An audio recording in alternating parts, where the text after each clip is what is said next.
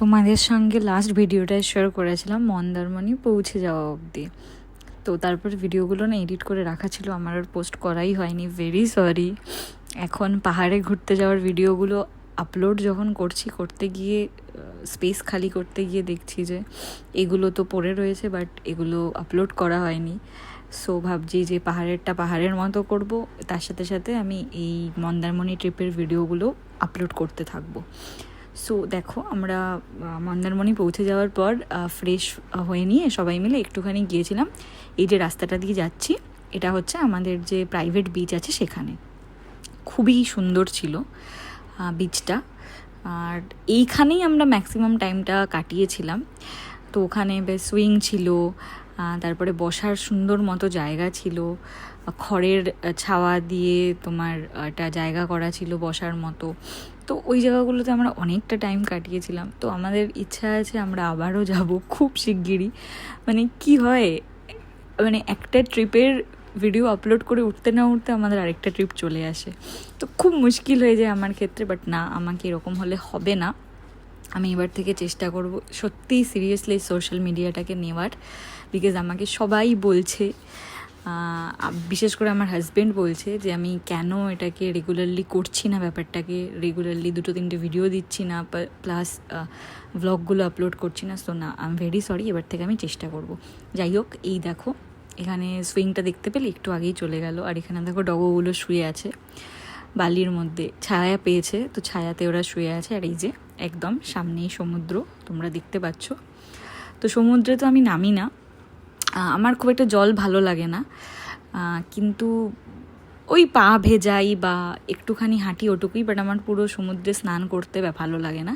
কোথাওই আমার স্নান করা এই ব্যাপারটা মানে ঘর ছাড়া খুব একটা ভালো লাগে না, সেটা সমুদ্র বলো বা পুল বলো। যাই হোক, এইখানে দেখো আরেকজন কিরকম মজা নিচ্ছে, মানে এ তো এইটাকে ছাড়েই নি, এই হ্যামাকটাকেও ছাড়েই নি। এটা আমাদের রুম, আর এইখানে হচ্ছে খাওয়ার জায়গা, রেস্টুরেন্ট এরিয়াটা এখানে পুরো।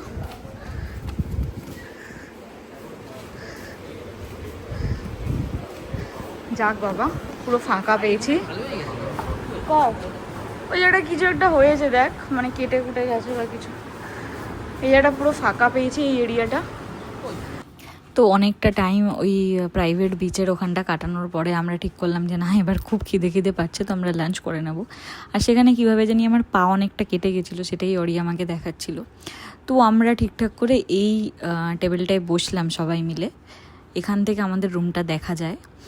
তো বাট প্রবলেম যেটা হচ্ছিলো, আমরা ভাবছিলাম যে রিসর্টটা রেস্টুরেন্ট এরিয়াটা এত সুন্দর, কিন্তু এসি নেই কেন, মানে এই গরমের মধ্যে খাবো কিভাবে।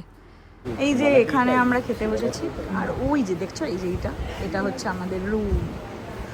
না বেশ ভালো, এমনি সব কিছুই ভালো, কিন্তু কিসঅফসিতে যেটা ছিল, কিসঅফসির রুমটা একটু আলাদাই ছিল। বাট না, এটাও ভালো লাগছে, একদমই বলবো না যে খারাপ, খুবই ভালো লাগছে। জানতাম না, আমরা বাইরেই বসেছিলাম, এখন আমরা যাব এসি রেস্টুরেন্টে। এই জায়গাটা পুরো এসি আছে।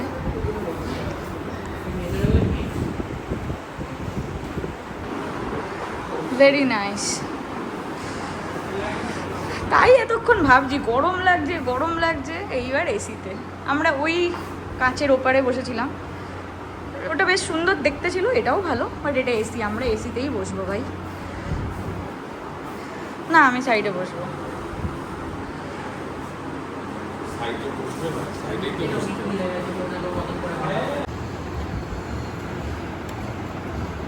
আরও চাটনি পাঁপড় কি সব আছে না?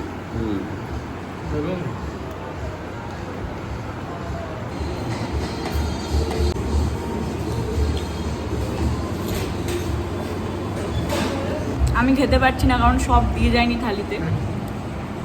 ও বাবা, আমায় খাইয়ে দিচ্ছে।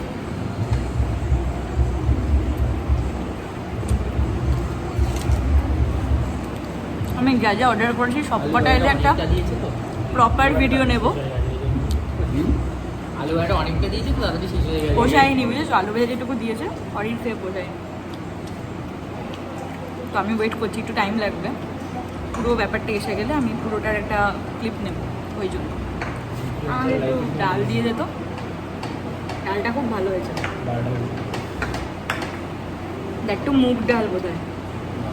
মসুরির ডাল মুগ ডাল মুগ মসুর মেশানো নাকি আমার তো একটু মুগ না বিউলিটা না এটা মুগ মুগ ডাল ডাল মুগ ডাল খেয়ে কিছু বোঝে না এটা খাওয়ার জানি না না এই যে দিয়ে গেছে ফাইনালি এখানে রয়েছে ভাত ঝুরঝুরে আলু ভাজা ডাল আলু পটলের ডালনা মাছ মাংস চিকেন আর চাটনি পাঁপড় খাবার খুবই ভালো ছিল